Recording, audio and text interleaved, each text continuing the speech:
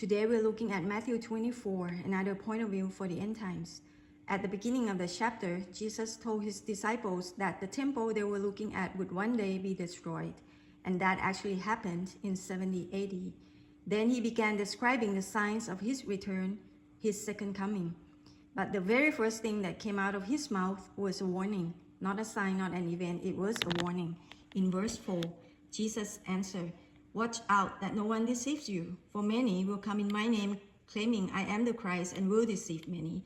Jesus then continued describing physical and geographical events along with the tribulations that we as his followers would face.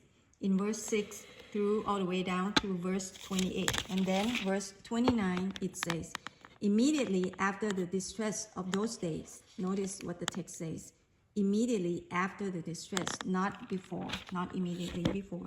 Then let's come back and read verse 22.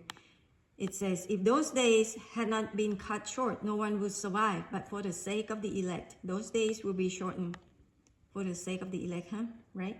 That's what it says. So if we're not going to go through the tribulation, then why did Jesus mention the elect here in verse 22, which comes before verse 29, obviously?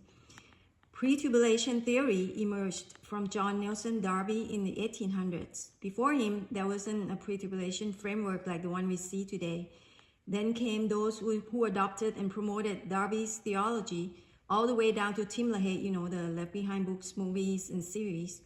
And today, famous preachers like John MacArthur, John Hagee, Perry Stone, and many others have adopted this view and continue to promote it throughout Christianity. But here's the thing. The Bible is the Word of God written for everyone, not just the American church. Jesus' disciples went through hell.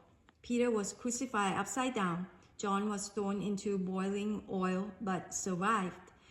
Let's imagine if it were you and me being forced to give up our belief, knowing the consequences of holding on to our faith. What will you choose? So why do we think that Christians nowadays, especially from an American way of thinking, will somehow be spared from suffering and simply be raptured out of it? Of course, none of us wants to be harmed or hurt, but suffering is part of the cost of following Jesus. Jesus already laid out the cost of discipleship in Luke 14, verse 26 to 27.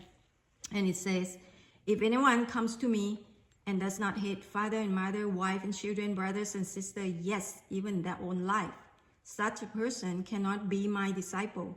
And whoever does not carry their cross and follow me cannot be my disciple."